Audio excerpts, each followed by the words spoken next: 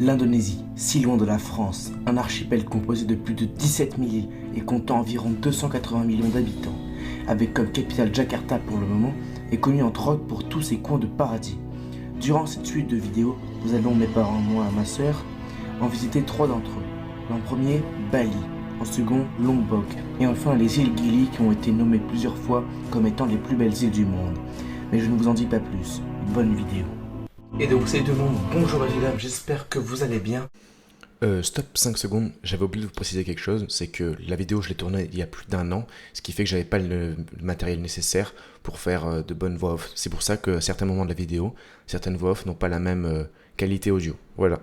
Moi ça va extrêmement bien. Aujourd'hui messieurs dames, comme vous l'avez vu dans le titre, c'est une vidéo assez folle car je pars en Indonésie. Donc quand j'ai dit cette suite de vidéos, c'est parce qu'en fait ça va pas être une seule vidéo, parce que je vais rester 25 jours en Indonésie. Donc ce qui fait beaucoup, donc je peux pas caler 25 jours en une petite vidéo. Donc là il faut savoir qu'il est à peu près 10h, 10h15. Mon premier vol part à quelle heure déjà, 18h40 pour aller à Francfort, ensuite à Singapour et ensuite à Denpasar, qui est la plus grosse ville de Bali. Voilà, donc j'espère que cette vidéo vous plaira. Comme c'est une vidéo qui a pris beaucoup de temps, beaucoup d'argent également, je vous invite à vous abonner, à liker et à mettre un petit commentaire, c'est gratuit et moi ça m'apporte un énorme soutien. Évidemment, on part pas seul, on part avec le drone, avec la GoPro et avec la perche et la caméra comme qui me filme maintenant pour pas avoir une décalage de qualité. Donc on se rejoint juste ce soir à 18h40 dans l'aéroport pour le premier vol qui va à Francfort. Et bonjour à tous, donc voilà, comme vous le voyez, je suis pas dans l'avion en fait, on est arrivé à Bali.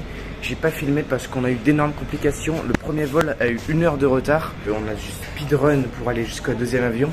Donc on n'a pas nos bagages, on va bientôt les recevoir, donc ça va être ce soir. Là on est à Bali, on a pris le petit déjeuner, on a dormi, donc là je suis encore éclaté, donc je vais aller me recoucher. Et regardez juste un peu là la végétation qu'on a.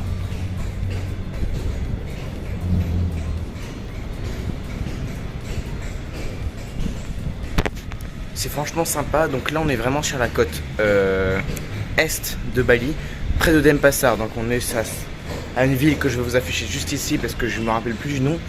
Mais franchement c'est génial. Pour l'instant les gars, j'ai pas encore vu la plage, donc on se rejoint juste après peut-être quand je vais aller la voir. Pour l'instant je vais aller me recoucher parce que je suis éclaté. Là il est 4h en France, 4h30, et moi chez nous là il est 10h30 à Bali. Donc franchement il y a un gros décalage horaire.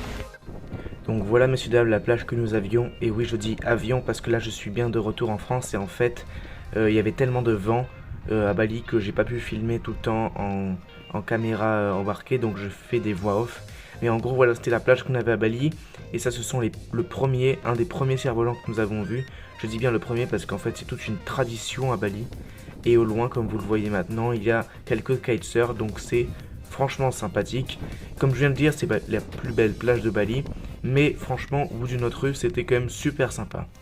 Ensuite, nous n'avions quasiment pas mangé le matin. Il y avait des espèces de petites remblasses, mais très discrètes sur le bord. Et encore, voilà, quelqu'un qui fait du kitesurf. Et avec le vent qu'il y avait et les vagues, bah, c'était super.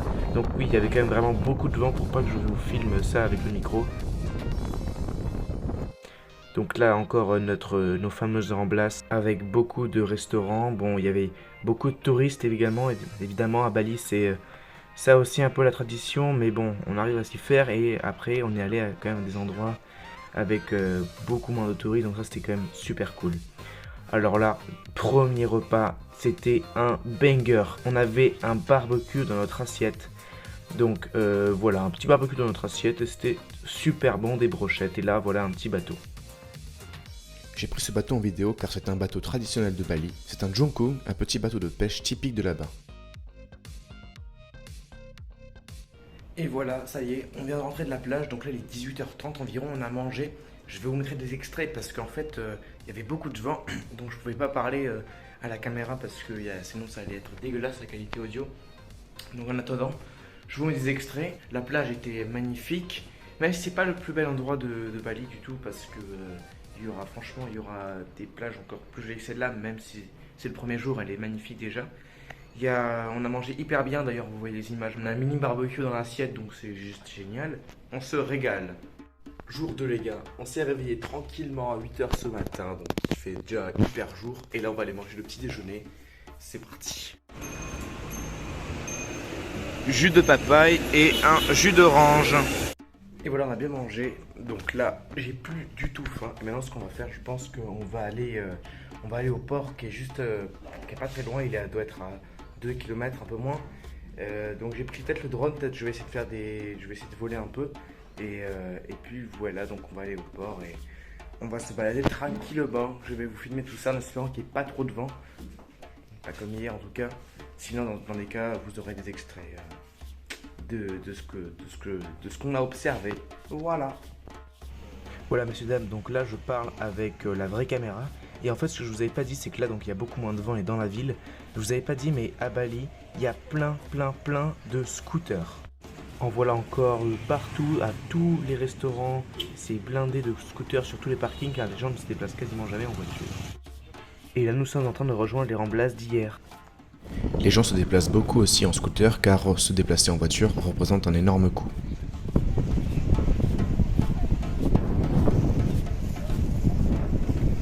Et donc le port, il est juste au-dessus, là-bas, à l'espèce de tour. Donc on est bientôt arrivé. Et voilà, là je vous fais un petit accéléré de notre arrivée au port, car en fait c'est exactement comme hier, à part les petits stands que vous voyez maintenant. Et là je suis de nouveau en voix off car il y a beaucoup de vent. On est bien arrivé au port, messieurs, dames, mais il y a beaucoup trop de vent pour faire voler le drone. Donc ça sera plutôt à Ubud qu'on fera voler le drone. Et ça, c'est le port de Sanur que on reverra plus tard dans la vidéo. Je vous dis pas trop pourquoi, je vous spoil pas. Et c'est là que tous les bateaux arrivant de Nusa Penida et les îles Gili ou même Lombok arrivent. Donc on verra ça plus tard. Et à Bali, la réputation, c'est aussi les grands cerfs-volants. Ils sont immenses, ils font au moins 10 mètres de long et ils sont hyper bons. Ensuite, nous nous sommes rapprochés et nous avons compris que ce n'était pas 10 mètres, mais bien 40 mètres. Le cerf-volant que vous voyez là mesure 40 mètres de long. Là, on marche pour aller jusque à l'endroit où il y a les cerfs-volants. Là, ils sont en train de les faire revenir, donc il faut qu'on se dépêche un peu, mais regardez en gros.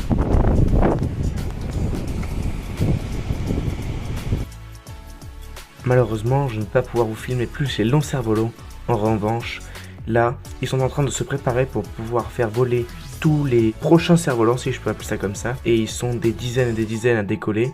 Et en fait, on pourrait penser que les règles sont aller le plus haut possible, mais en fait, non, les règles sont le bruit que font les cerfs-volants, car ils ont des arceaux et ils font comme un bruit d'hélicoptère, les couleurs et la cohésion du groupe. Parce que vous voyez là, les groupes, pour tirer les câbles, ils vont carrément dans la mer, dans les vagues, pour pouvoir faire voler leur cerf-volant. Et il faut savoir que c'est pas les petits fils en nylon comme nous on a sur nos cerfs-volants. Là, ce sont carrément des câbles de nylon. Voilà, donc c'est plutôt pareil, le même niveau. Et ils n'ont pas de gants. C'est des malades. Voilà. Les cerfs-volants sont appelés dragons ou serpents volants. La tradition vient des paysans qui faisaient un loisir entre deux périodes d'activité agricole.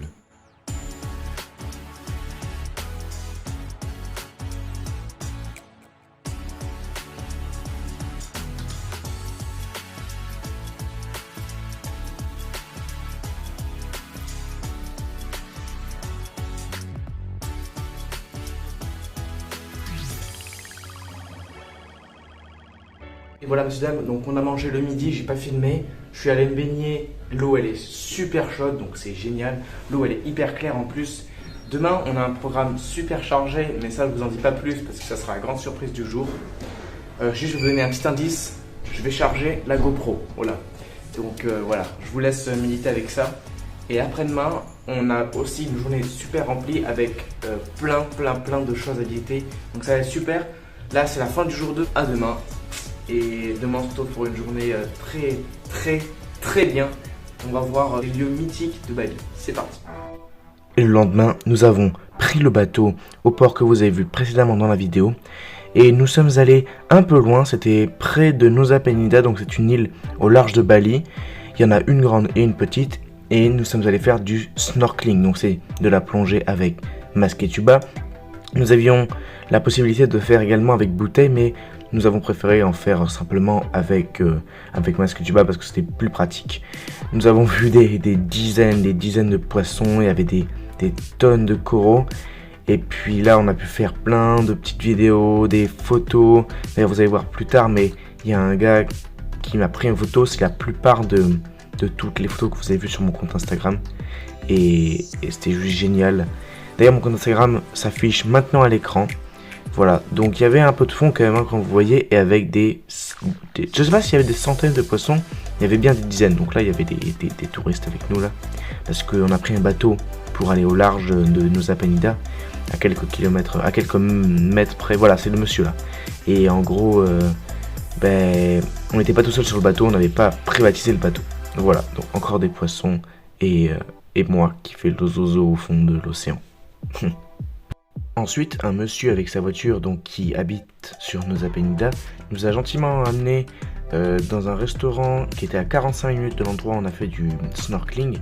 Le restaurant, il avait une vue de fou et en gros, on a mangé là-bas avant d'arriver sur un lieu mythique de Bali, la plage de Nusa Penida qui est juste légendaire sur les réseaux sociaux. Et en fait, on avait vu en faisant du bateau, mais on n'était pas arrêté. Voilà. Voilà, messieurs, dames, c'est le début du jour 4 et là on va partir de Sanur pour aller directement à Ubud. On va faire beaucoup de trucs durant cette journée parce que le temps qu'on aille à Ubud, ça prend pas longtemps. Mais comme on a un chauffeur qui va nous faire plein de choses entre temps, ça va être génial. C'est parti.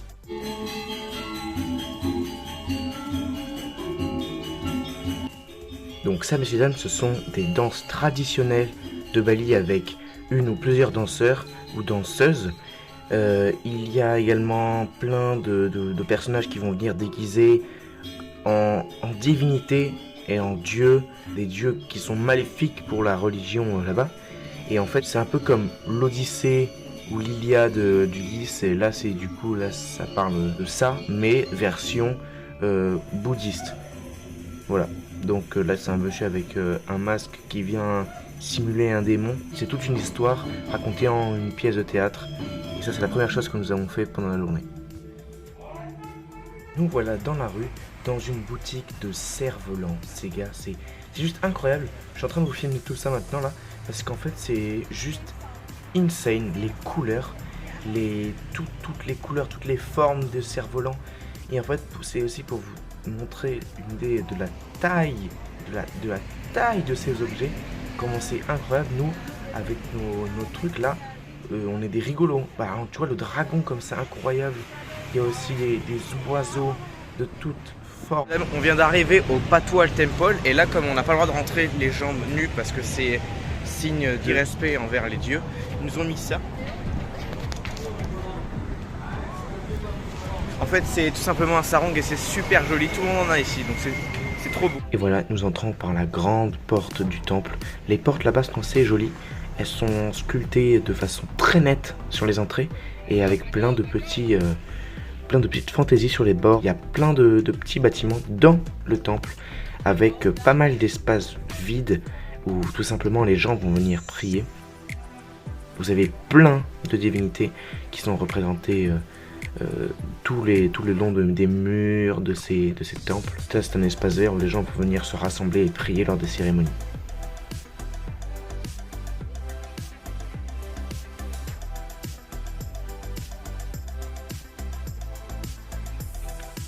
Dans la majorité des temples, il y a des grands bassins avec ou des tortues ou bien des carpes japonaises. C'est un animal important ou bien juste parce que c'est super joli.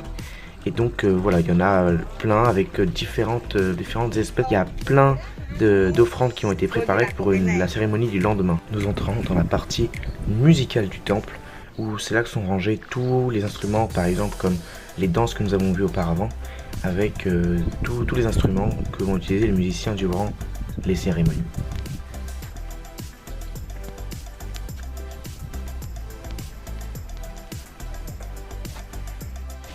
Plus tard dans la journée, nous nous sommes rendus aux magnifiques cascades de Tagalalang. Bon, c'était blindé de touristes comme vous le voyez là. Et on a la magnifique occasion de pouvoir faire de la balançoire à 40 mètres. 40 mètres, je dis ça, c'est peut-être plus. 40 mètres de haut au-dessus du vide, avec la cascade sous les fesses. Voilà, c'est super. Bon, je vous avoue que je l'ai fait, pas à cet endroit, je l'ai fait, mais c'est juste insane. Et ça a été enfin pour moi la première occasion de sortir le drone et de vous filmer ça de haut parce que Bali c'est juste magnifique. Et en fait comme vous pouvez le voir là, c'est comme une gigantesque baignoire, c'est assez drôle.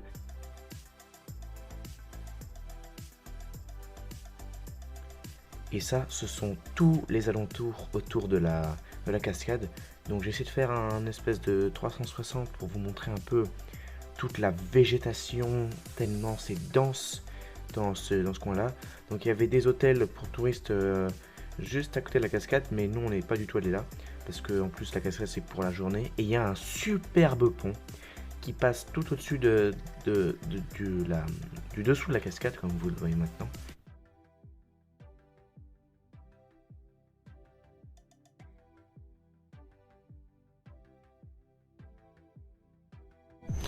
Et voilà messieurs dames, c'est la fin de cette vidéo, j'espère qu'elle vous aura plu.